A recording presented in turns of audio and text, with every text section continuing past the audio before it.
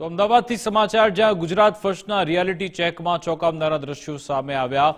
અમદાવાદમાં બસ યાર્ડમાં દારૂની ખાલી બોટલો જોવા મળી।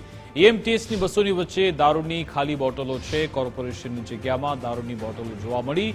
શું કોર્પોરેશનની જગ્યા નશેડીઓનો અડ્ડો બની ગયો છે તે સવાલ। એએમસીની જગ્યામાં ખુલ્લેઆમ દારૂ પીવાય છે। એએમસીની જગ્યા પર છે અસામાજિક તત્વોનો કબજો, તે સવાલ ચોક્કસથી થાય।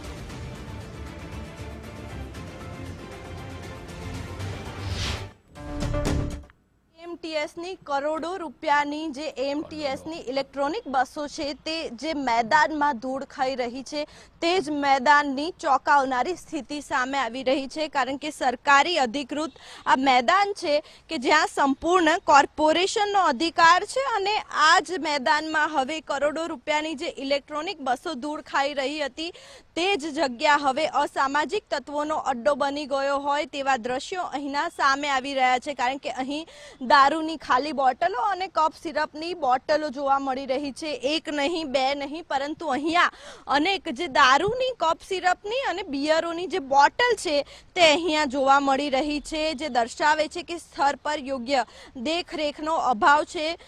કારણ કે અહીંયા જે પ્રકારે દ્રશ્યો સામે આવી રહ્યા છે, ત્યારે ચોક્કસથી અહીંયા અસામાજિક તત્વો અવારનવાર આવતા હોય અને અહીંયા જે કાયદાનો ઉલ્લંઘન કરતા હોય તેવું લાગી રહ્યું છે। ગુજરાતમાં એક તરફ દારૂબંધી છે અને બીજી તરફ કોર્પોરેશન અધિકૃત જગ્યામાં જ આ પ્રકારની જે ગેરકાનૂની હરકત છે તે થઈ રહી છે। એટલે કે અહીંયા લાખો કરોડો રૂપિયા સિક્યોરિટી પાછળ ખર્ચવામાં આવતા હોય છે, પરંતુ અહીંયા જ્યાં બસો મૂકવામાં આવી છે ત્યાં જ દારૂની અને કોરેક્સની જે બોટલો છે તે સામે આવી રહી છે। એટલે કે ચોક્કસથી કરોડોની સરકારી સંપત્તિ પર પણ બેદરકારીનો જે કાળો ડાઘ છે તે જોવા મળી રહ્યો છે। ઇલેક્ટ્રોનિક બસો બંધ છે અને યાર્ડમાં જે અસામાજિક પ્રવૃત્તિઓના જે પુરાવા છે તે મળી રહ્યા છે। એટલે કે હવે કડક કાર્યવાહી અહીંયા કરવામાં આવે, કારણ કે આ મેદાન હવે જાણે અસામાજિક તત્વોનો અડ્ડો બની ગયું હોય તેવા દ્રશ્યો સામે આવી રહ્યા છે। ત્યારે હવે કોર્પોરેશનના અધિકારીઓ